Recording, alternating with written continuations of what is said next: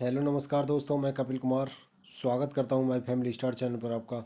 तो आइए देख लेते हैं, सभी प्रतियोगी परीक्षाओं के लिए बहुत ही इंपॉर्टेंट होने वाली है क्लास। और ये जीके जीएस स्पेशल होने वाली है और रोज़ डेली शाम ये 6 बजे होने वाली है।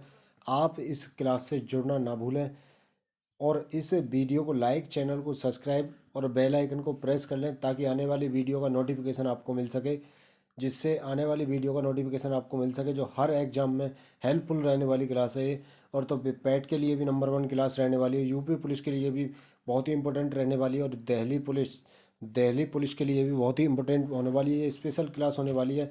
मैं आपका भाई कपिल कुमार स्वागत करता हूं माई फैमिली स्टार चैनल पर। तो आइए देख लेते हैं, फर्स्ट क्वेश्चन देख लेते हैं। फर्स्ट क्वेश्चन क्या होने वाला है हमारा, फर्स्ट क्वेश्चन क्या होने वाला है तो इसके बारे में देख लेते हैं।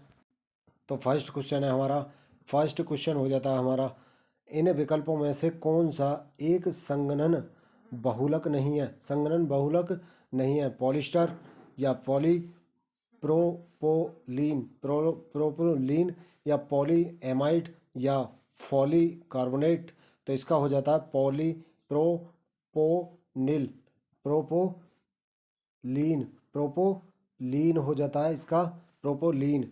और बात करें इसके, जैसे इसके दो या दो से अधिक मतलब दो से दो अधिक एकलकों के संगणक और छोटे अणुओं जैसे H2O की बात करें, H2O, H मतलब NH NH3 HCl आदि के निष्कर्षण से बने बहुलक संगणन बहुलक कहलाते हैं। संगणन बहुलक के उदाहरण इसमें पॉलिस्टर हो जाता है, और बात करें पॉलीमाइड हो जाता है, और बात करें फॉली कार्बोनेट, इसका मतलब बहुलक उदाहरण हो जाते हैं, बहुलक के उदाहरण हो जाते हैं। और बात करें पॉली पॉलीप्रोपोलीन संगणन बहुलक नहीं है, ये संगणन बहुलक नहीं है, संगणन बहुलक नहीं है ये। कौन सा? पॉलीप्रोपोलीन प्रोपोलीन। तो अगले क्वेश्चन की बात करते हैं। अगला क्वेश्चन हो जाता है हमारा क्वेश्चन नंबर 2।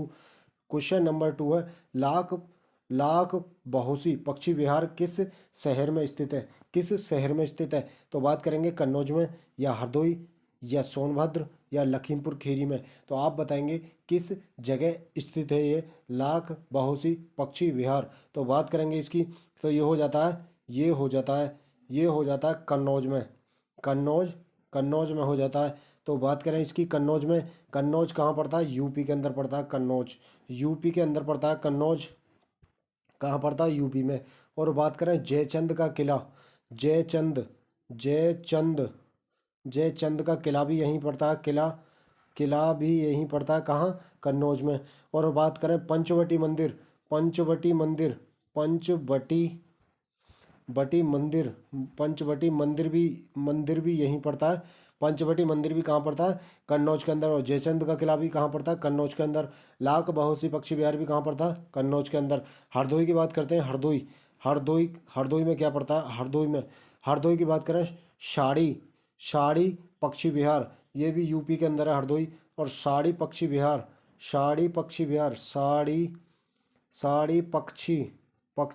भी कहाँ पड़ता है? हरदोई के अंदर पड़ता है। और बात करें इसकी सोनभद्र की बात करें, तो रिहंद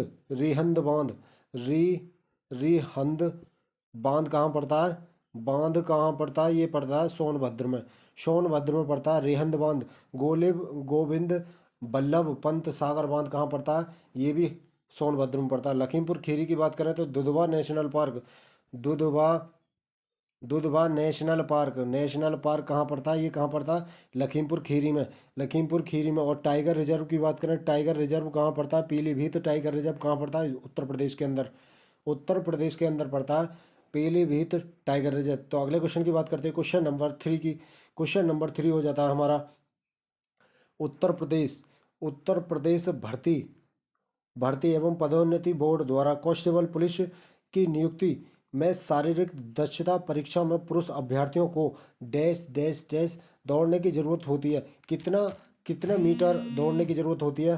कहाँ? उत्तर प्रदेश पुलिस भर्ती पदोन्नति बोर्ड द्वारा कितने मीटर की दौड़ की आवश्यकता होती है वहाँ, तो पुरुष के लिए कितनी होती है 25 मिनट। 25 मिनट 25 मिनट कितनी दूरी, यानी कि 25 मिनट में मतलब 4.8 किलोमीटर की दूरी पुरुष के लिए हो जाती है। पुरुष के लिए हो जाती है, पुरुष के लिए इतनी 25 मिनट में कितनी 4.8 किलोमीटर की दूरी तय हो जाती है पुरुष के लिए। और महिला की बात करें, महिला की बात करते हैं, महिला की बात करें, महिला की बात करें तो महिला की कितनी हो जाती है, महिला के लिए हो जाती है, महिला की बात करें तो ये हो जाती है 2.4 किलोमीटर 2.4 किलोमीटर 14 मिनट में, 14 मिनट में हो जाती है, 14 मिनट में हो जाती है इतनी 2.4 किलोमीटर। और इसमें योग्यता क्या मांगी जाती है, योग्यता मांगी जाती है 12th पास मांगी जाती है, पास। और बात करें उम्र की, पुरुष अभ्यर्थियों के लिए जनरल 18 से 22 वर्ष, 18 से 22 वर्ष होती है, 18 से 22 वर्ष, 18 से 22 वर्ष। तो अगले क्वेश्चन की बात करते हैं। और पेपर के नंबर का आता है, इसका पेपर आता है 300 नंबर का, 300 नंबर का पेपर आता है। और बात करें क्वेश्चन कितने आते हैं, तो क्वेश्चन आते हैं इसमें 150 क्वेश्चन आते हैं यूपी पुलिस के पेपर में। कितने क्वेश्चन आते हैं, 150 क्वेश्चन आते हैं। तो अगले क्वेश्चन की बात करते हैं क्वेश्चन नंबर 4 की। क्वेश्चन नंबर 4 हो जाता है हमारा, 22 जुलाई 2014 को उत्तर प्रदेश के राज्यपाल के रूप में किसने शपथ ग्रहण की थी, किसने शपथ ग्रहण की थी। तो बात करेंगे इसकी, तो सूर्य प्रताप शाही, ब्रजेश पाठक, या राम नाईक, या आशुतोष टंडन ने। तो किसने शपथ ग्रहण की थी, तो ये की थी राम नाईक ने, राम नाईक ने शपथ ग्रहण की थी 22 जुलाई 2014 को, 2014 को शपथ ग्रहण की थी। और इनका मतलब शपथ ग्रहण था, उन्होंने अनीज अनीज कुरैशी, डॉक्टर अनीज कुरैशी के स्थान पर इन्होंने शपथ ग्रहण की थी। और वर्तमान में आनंदीबेन पटेल, वर्तमान वर्तमान राज्यपाल की बात करें, वर्तमान राज्यपाल की बात करें तो आनंदीबेन पटेल हो जाती हैं, पटेल हो जाती हैं, आनंदीबेन पटेल हो जाती हैं। और बात करें इनका शपथ ग्रहण की तो 22 जुलाई 2019 को इनने शपथ ग्रहण की थी, 2019 को शपथ ग्रहण की थी। तो ये वर्तमान में कौन है, आनंदीबेन पटेल हो जाती हैं। और मुख्यमंत्री की बात करें सीएम की, तो सीएम हो जाते हैं योगी आदित्यनाथ हो जाते हैं सीएम, मुख्यमंत्री यहाँ के योगी आदित्यनाथ हो जाते हैं। और ऊपर मतलब किसकी उप मुख्यमंत्री की बात करें तो, उप मुख्यमंत्री की बात करें तो केशव प्रसाद मौर्य, केशव प्रसाद मौर्य यहाँ के उप मुख्यमंत्री हो जाते हैं। और बात करें विधानसभा की सीट कितनी हो जाती हैं, 403 विधानसभा की सीट हो जाती हैं। लोकसभा की बात करें, लोकसभा की 80 सीट हो जाती हैं, लोकसभा की कितनी हो जाती हैं, 80 सीट हो जाती हैं। और विधान परिषद की बात करें, विधान परिषद की बात करते हैं, विधान परिषद की कितनी हो जाती हैं, विधान परिषद की हो जाती हैं 100 सीट, विधान परिषद की हो जाती हैं 100 सीट। और बात करें राज्यसभा की कितनी हो जाती हैं, 31 सीट हो जाती हैं राज्यसभा की। तो आई होप फ्रेंड्स वीडियो आपको पसंद आ रही है, चैनल को सब्सक्राइब लाइक कमेंट जरूर करें। तो आइए अगले क्वेश्चन पर चलते हैं, अगला क्वेश्चन हो जाता है क्वेश्चन नंबर 5। क्वेश्चन नंबर 5 हमारा, उत्तर प्रदेश के किस जिले को पीतल नगरी के नाम से जाना जाता है, पीतल नगरी के नाम से जाना जाता है। तो बात करें फतेहपुर सीकरी, या मुजफ्फरनगर, या मिर्ज़ापुर, या मुरादाबाद, तो किसे जाना जाता है। तो इसकी बात करेंगे, पीतल नगरी के नाम से किसे जाना जाता है, तो वो जाना जाता है मुरादाबाद को जाना जाता है। इसकी स्थापना हुई थी 1625 ईस्वी में, 1625 ईस्वी में इसकी स्थापना होती है। और बात करें पीतल हस्तशिल्प उद्योग के लिए उसे पीतल नगरी के नाम से जाना जाता है, पीतल नगरी के नाम से जाना जाता है। ताला नगरी के नाम से किसे जाना जाता है, ताला नगरी के नाम से किसे जाना जाता है, तो वो जाना जाता है अलीगढ़ को, अलीगढ़। इत्र के नाम से किसे जाना जाता है, कन्नौज को जाना जाता है इत्र के नाम से। और बात करें इत्र के नाम से किसे जाना जाता है, कन्नौज को। कांच के नाम से किसे जाना जाता है, कांच के नाम से किसे जाना जाता है, तो वो जाना जाता है फिरोजाबाद जाना जाता है कांच के नाम से, फिरोजाबाद। तो अगले क्वेश्चन की बात करते हैं, अगला क्वेश्चन हो जाता है हमारा क्वेश्चन नंबर 6 हो जाता है। क्वेश्चन नंबर 6 है मतलब 1658 में बहादुरपुर कि युद्ध में शाहजहाँ के दूसरे बेटे शुजा को शाहजहाँ के पोते ने हराया था। वो किसने हराया था, उसका नाम क्या था पोते का, तो उसकी बात करेंगे तो उसका नाम क्या था, उसका नाम था सुलेमान शिकोह। सुलेमान शिकोह उसका नाम हो जाता है, सुलेमान शिकोह उसका नाम हो जाता है। बात करें शिकोह शुजा औरंगजेब व मुराद बख्श सत्ता के लिए लड़ने लगे और इसे शाहजहाँ के दूसरे पुत्र शाह शुजा ने खुद को बंगाल का स्वतंत्र प्रशासक घोषित कर दिया था, किंतु सिकोह के पुत्र सुलेमान शाहजहाँ के पोता ने बनारस में हरा दिया। और बात करें शाहजहाँ को कैद कर औरंगजेब ने खुद को बादशाह घोषित कर दिया। कितने में, 1658 ईस्वी में, 1658 ईस्वी में। तो इसका आंसर हो जाता है सुलेमान शिकोह। तो अगले क्वेश्चन की बात करते हैं। क्वेश्चन नंबर 7 हो जाता है हमारा। क्वेश्चन नंबर 7 हो जाता है, फिरोजाबाद में 200 वर्षों से अधिक समय से किस का उत्पादन हो रहा है। तो बात करें चिकनकारी, कांच की चूड़ियाँ या पीतल के ताले या जरदोजी कढ़ाई। तो बात करें इसके लिए तो ये हो जाता है कांच की चूड़ियाँ। कांच की चूड़ियों के लिए प्रसिद्ध है कहाँ, मुरादाबाद, फिरोजाबाद कांच की चूड़ियों के लिए प्रसिद्ध है, कांच की चूड़ियों के लिए।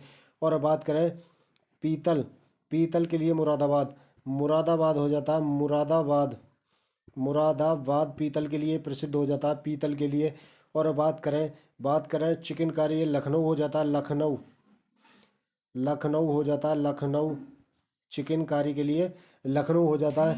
और बात करते हैं अगले क्वेश्चन की। अगला क्वेश्चन हो जाता है हमारा अगला क्वेश्चन है हमारा क्या हो जाता है, कौन सा कथक घराना उस नृत्य शैली के आध्यात्मिक पहलुओं पर ध्यान देता है, जयपुर घराना या बनारस घराना या लखनऊ घराना या बरेली घराना। तो इसकी बात करेंगे तो कौन सा इस पर ध्यान देता है, तो इसकी बात करेंगे कथक घराने पर। तो इसकी बात करेंगे ये हो जाता है ऑप्शन नंबर सी। कौन सा हो जाता है, लखनऊ हो जाता है, ऑप्शन नंबर सी, लखनऊ हो जाता है, लखनऊ। तो बात करेंगे इसकी, कथक नृत्य उत्तर प्रदेश का शास्त्रीय नृत्य है। कथक शास्त्रीय नृत्य क्या हो जाता है, शास्त्रीय नृत्य हो जाता है कथक। और बात करें कुचिपुड़ी कहाँ का हो जाता है, कुचिपुड़ी हो जाता है आंध्र प्रदेश का। कच्ची पूड़ी यानी कि आंध्र प्रदेश का कच्चीपुड़ी आंध्र प्रदेश का हो जाता है। और बात करें तो अगले क्वेश्चन की, तो क्वेश्चन नंबर 9 हो जाता है हमारा। क्वेश्चन नंबर 9 है, हिंदू पौराणिक कथाओं के अनुसार महाकाव्य रामायण में भगवान श्री राम अयोध्या के शासक थे जो की राजधानी थी, मतलब क्या राजधानी थी, तो हस्तिनापुर, कुरु, कलिंग या कौशल। तो इसकी बात करेंगे, इसकी राजधानी की बात करेंगे तो हिंदू पौराणिक तो इसकी राजधानी की बात करेंगे तो इसकी राजधानी हो जाती है कौशल इसकी राजधानी हो जाती है कौशल इसकी राजधानी हो जाती है क्या, कौशल इसकी राजधानी हो जाती है। और बात करें इक्ष्वाकु वंश प्राचीन भारत के शासकों में वंश में से एक है। उत्पत्ति सूर्यवंशी से हुई थी। प्राचीन कौशल देश के राजा थे। राजा थे कौशल प्राचीन देश के, और जिसकी राजधानी अयोध्या थी। राजधानी की बात करें तो अयोध्या हो जाती है राजधानी क्या हो जाती है, अयोध्या राजधानी हो जाती है इसकी। और बात करें दिलीप भागीरथ रघुवंशी मतलब दशरथ जैसे प्रतापी राजा हुए। भगवान श्री राम राजा दशरथ के पुत्र थे। भगवान श्री राम राजा दशरथ के पुत्र थे। तो इसकी क्या हो जाता आंसर, इसका हो जाता ऑप्शन नंबर डी, कौशल इसकी राजधानी हो जाती है कौशल। तो अगले क्वेश्चन की बात करते हैं। अगला क्वेश्चन है क्वेश्चन नंबर 10। क्वेश्चन नंबर 10 हो जाता है, किस भारतीय ने अर्थशास्त्र में नोबेल मेमोरियल पुरस्कार जीता था। तो सीवी रमन या अमर्त्य सेन या बात करें कैलाश सत्यार्थी या हरगोविंद खुराना। तो कौन हो जाते हैं, हरगोविंद खुराना, तो इसके हो जाते हैं Amartya Sen. Amartya Sen. Option number B, option number B हो जाता है, option number B, option number B हो जाता है अमर्त्य सेन। तो बात करें 1998 में, 1998 में इन्हें नोबेल पुरस्कार मिला था 1998 में। और बात करें इसकी तो 1999 में, 1999 में इन्हें कौन सा पुरस्कार मिला था, 1999 में कौन सा पुरस्कार मिला था, भारत रत्न, भारत रत्न, रत्न पुरस्कार मिला था, भारत रत्न पुरस्कार मिला था इनको। किसको? अमर्त्य सेन को भारत पुरस्कार। इन्होंने कल्याण, कल्याण और विकास के विभिन्न पक्षों पर अनेक पुस्तकें लिखी, पुस्तकें लिखी थी। कल्याण, कल्याण, कल्याण और विकास के लिए, विकास के लिए, विकास, विकास के लिए अनेकों पुस्तकें लिखी थी इन्होंने। तो इसके लिए इन्हें भारत रत्न और नोबेल मतलब अर्थशास्त्र में नोबेल मेमोरियल पुरस्कार मिला था इन्हों को। किसको? अमर्त्य सेन को। तो अगले क्वेश्चन की बात कर लेते हैं, क्वेश्चन नंबर 11 की। क्वेश्चन नंबर 11 है, भारतीय मुक्केबाज MC मैरी कॉम द्वारा लिखित आत्मकथा का शीर्षक क्या था, क्या है? प्लेइंग टू विन या unbreakable, no holding bank back, एम्पर फैक्ट, एम्पर फैक्ट। तो इसका हो जाता है, क्या हो जाता है? अनब्रेकेबल, अनब्रेकेबल इनकी आत्मकथा हो जाती है, अनब्रेकेबल, अनब्रेकेबल इनकी आत्मकथा हो जाती है MC मैरी कॉम की। MC मैरी कॉम ये कहाँ की हो जाती हैं? इनकी बात करें तो ये मणिपुर की हो जाती है, मणिपुर, मणिपुर, मणिपुर की संगाई डांसिंग डियर कहाँ मिलता है? मणिपुर के अंदर मिलता है, मणिपुर के अंदर मिलता है। और 6 बार विश्व चैंपियन रही हैं ये।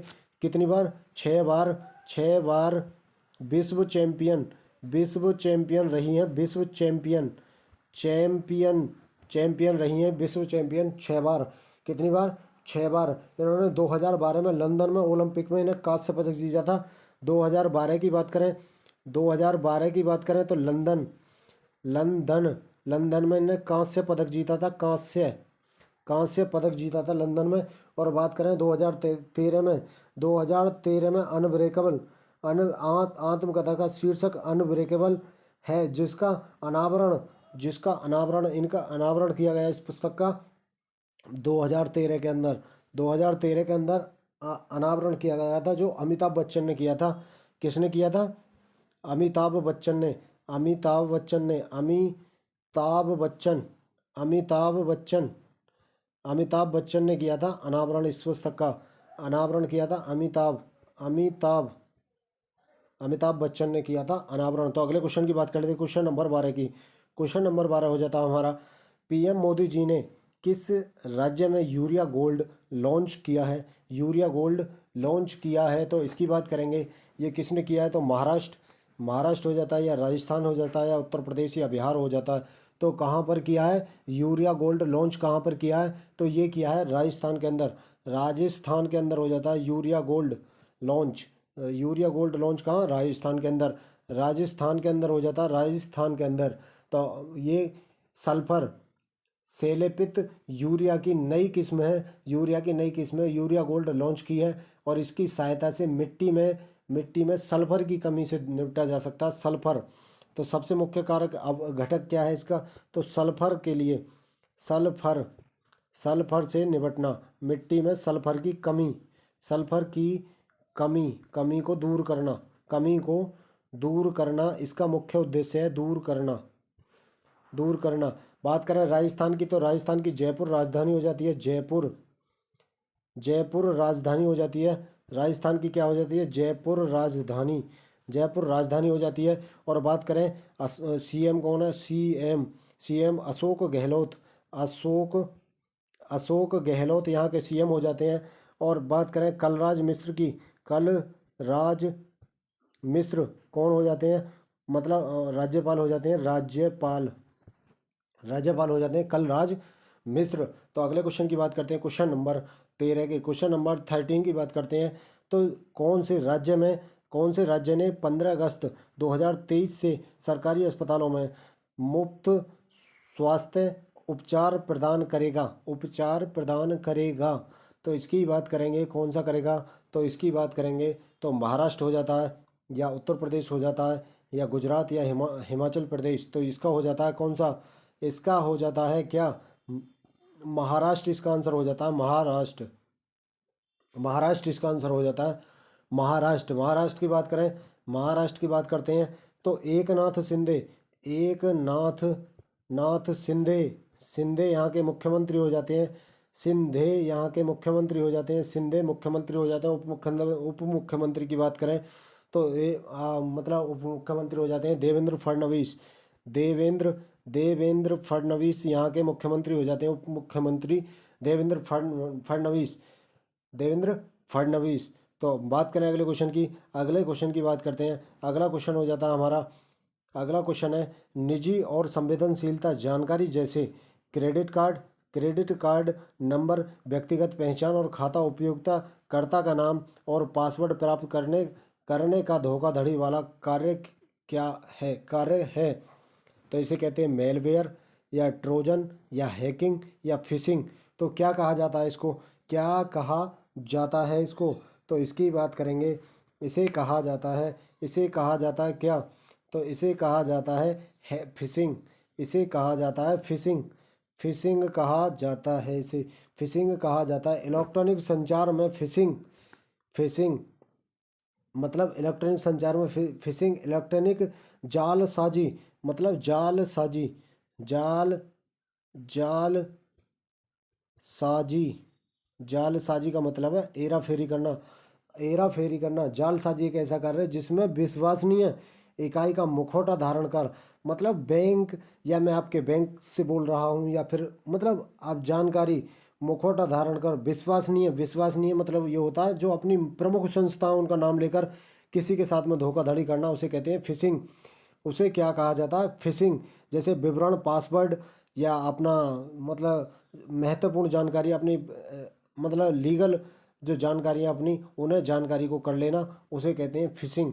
फिशिंग किसी के साथ में धोखाधड़ी करना, उसका नाम है फिशिंग। तो अगले क्वेश्चन की बात कर लेते हैं। अगला क्वेश्चन है चित्रकूट, चित्रकूट जलप्रपात भारत के किस राज्य में स्थित है? भारत के किस राज्य में स्थित है? तो इसकी बात करेंगे, भारत के किस राज्य में स्थित है? झारखंड, उत्तराखंड, छत्तीसगढ़ या मेघालय? किस राज्य में स्थित है?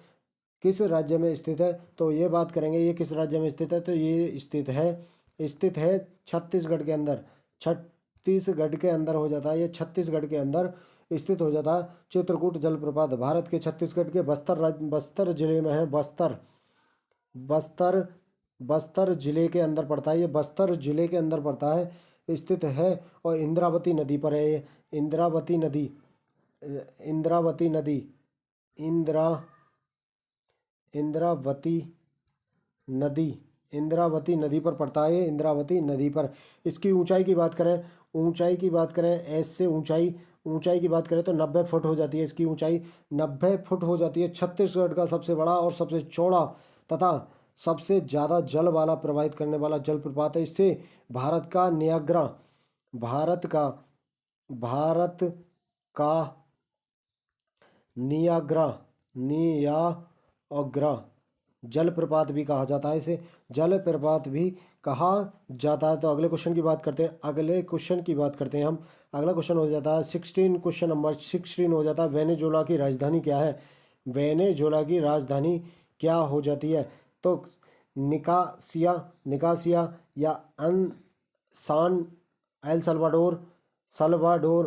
तो बात करें क्यूटो, क्यूटो या कराकस। तो इसकी राजधानी की बात करते हैं, ये हो जाती है राजधानी हो जाती है इसकी कराकस, इसकी कराकस राजधानी हो जाती है, कराकस राजधानी हो जाती है कहाँ की? वेनेजुएला की।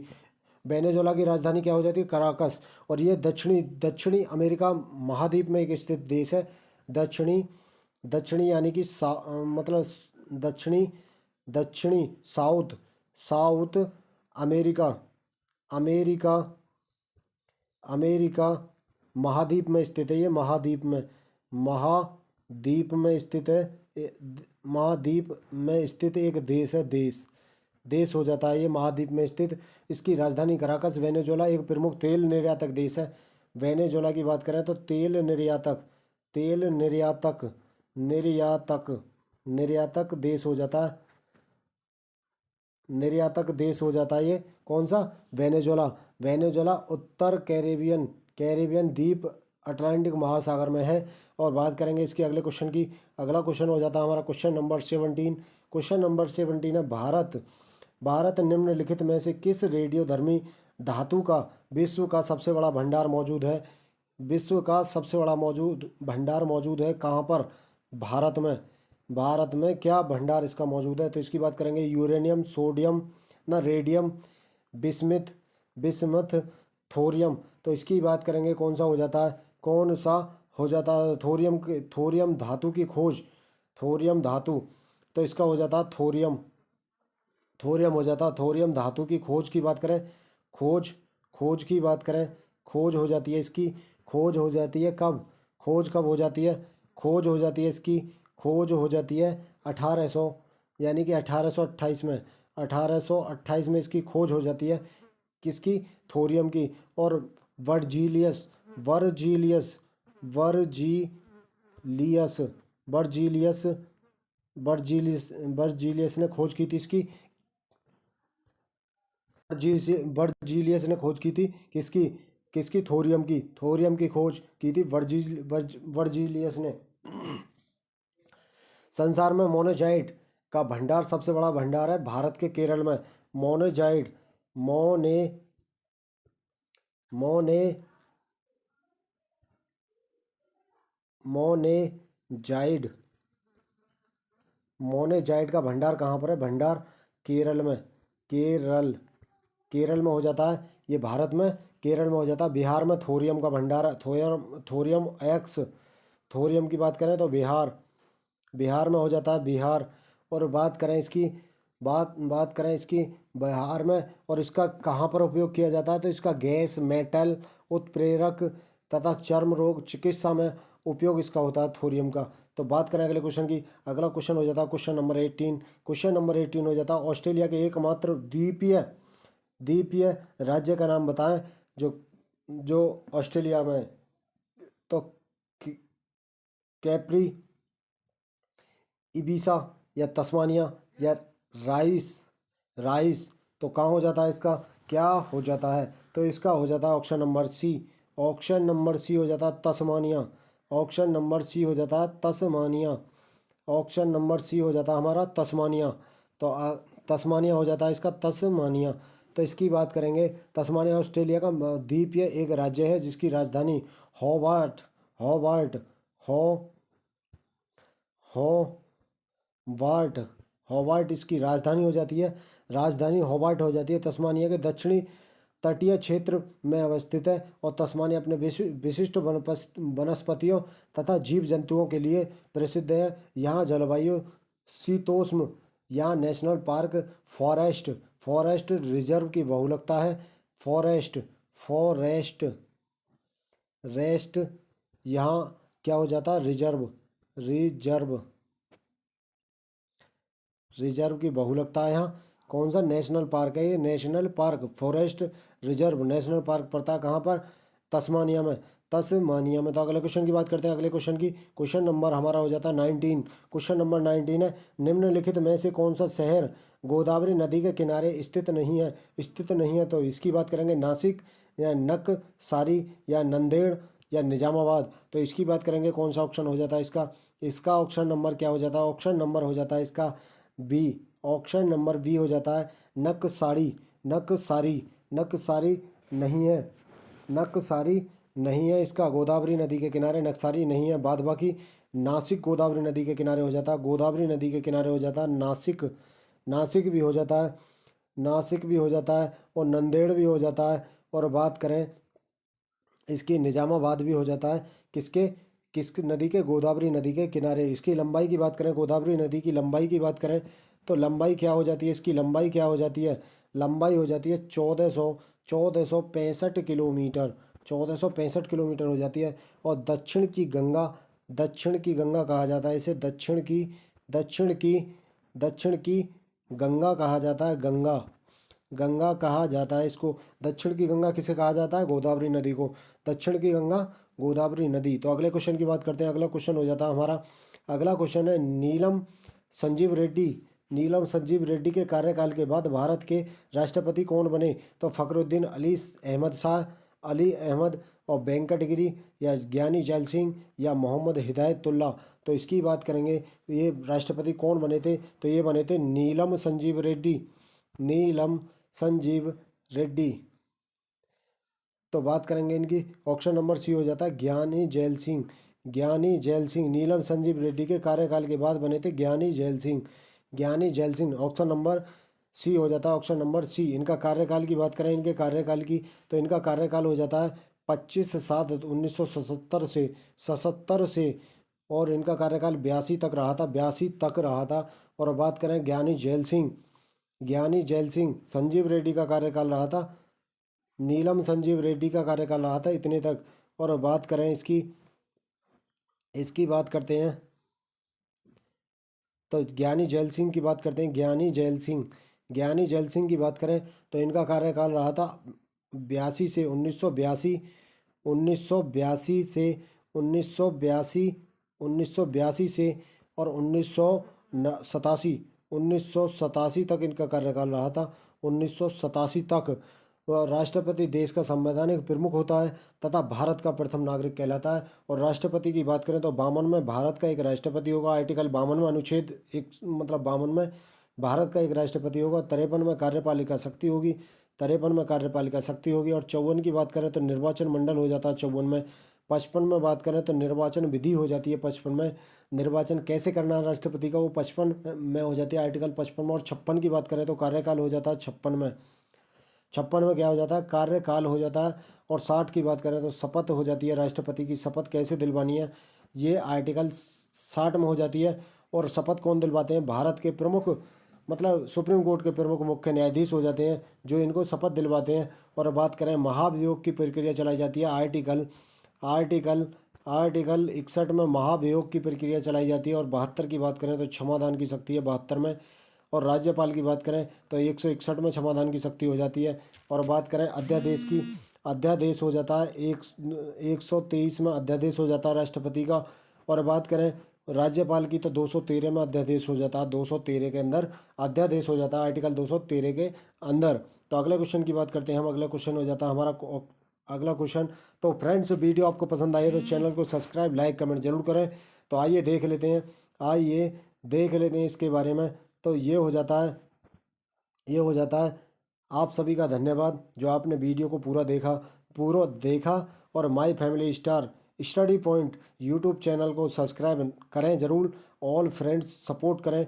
मैं आपका भाई कपिल कुमार हृदय तल से आपका स्वागत करता हूं। तो आइए देख लेते हैं एक मोटिवेशन स्पीच के बारे में देखेंगे हम। तो इसके बारे में तो आइए देख लेते हैं मोटिवेशन स्पीच के बारे में। तो स्पीच हो जाती है हमारा, कश्ती डूब कर निकल सकती है, कश्ती डूब कर निकल सकती है, क्षमा बुझकर भी जल सकती है, क्षमा बुझकर भी जल सकती है। मायूस ना हो इरादे ना बदल मेरे दोस्त, मायूस ना हो इरादे ना बदल मेरे दोस्त। किस्मत किसी भी वक्त बदल सकती है, किस्मत किसी भी वक्त बदल सकती है। इसी मोटिवेशन के साथ वीडियो समाप्त। थैंक यू, धन्यवाद। जय हिंद, जय भारत।